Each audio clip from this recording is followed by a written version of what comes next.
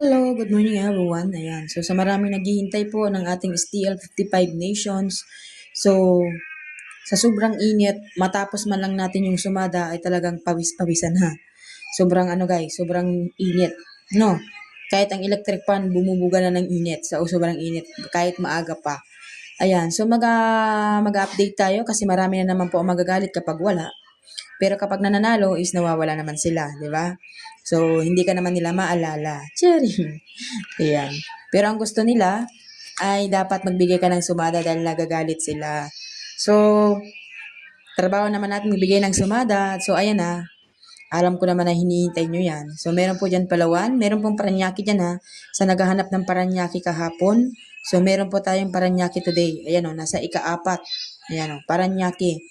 So, sana manalo kayo guys, no?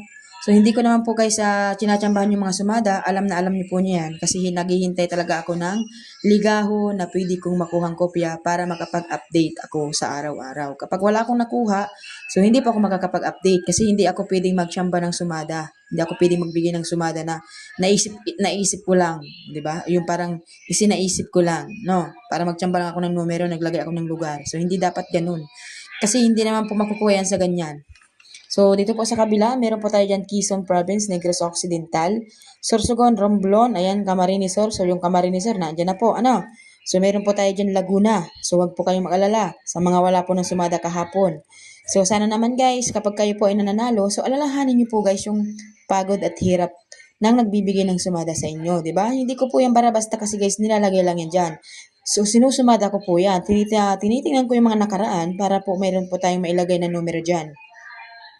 Dahil hindi po araw-araw ay tumatama po yung sumada dahil hindi po tayo nagmamagic, no? So wag na wag po kayong maniniwala sa ibang content creator na sigurado ang binibigay nilang numero ay lalabas yan agad kaya mayroon silang hinihinging bayad, 'di ba? Sa iba kasi guys, mayroong bayad. So marami na pa ako nakausap na ganun. Nagbayad daw po sila ng 300, nagbayad po ng 500 kasi daw sabi nila ay sure ball. Sure ball daw po nilalabas. Maniwala ka na sure ball talaga? Wala pong ganun guys. Walang ganun, no? Wala pong sureball na lalabas, hindi po kasiguraduhan yan. Walang kasiguraduhan ang bawat sumada. Kaya nga po pinapaalagaan sa inyo ng 3 days to 7 days, di ba? Sasabihin sa inyo, o sige ito, ibibigay ko numero, sureball yan, tayaan mo sa loob ng 7 days. O di ba? Kung sureball yun, bakit hanggang 7 days? Di ba? At saka, isipin ninyo, for the basic, no, sa basic lamang, kung sure na lalabas yan, bakit hindi nyo patinayaan, di ba? Bakit hindi niya patinayaan? Or ako, halimbawa, sabihin ko sa inyo, sure na lalabas yan. Kung alam kong sure na lalabas yan, bakit hindi na lang ako ang magtaya, di ba? So, sana ako na lang ang nagtaya. Kasi alam ko naman pala yung lalabas, no? So, walang guys, walang content creator na alam yung lalabas. Kasi kung alam niya, hindi na po siya magko-content. Hindi na po kami mag-upload ng videos, hindi na po kami magpo-post ng mga sumada kung alam na po namin ang lalabas, 'di ba? Napaka-basic lang. Huwag kayong maniniwala doon sa mga humihingi ng bayad sa inyo, guys. Magbigay kayo guys ng balato kapag tumama, hindi yung nagbigay na kayo agad ng pera, 'di ba?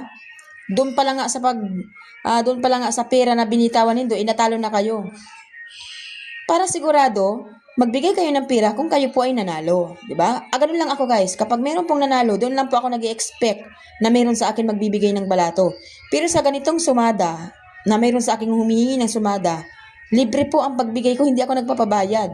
Kasi hindi ko naman talaga totally alam kung ano yung lalabas, di ba?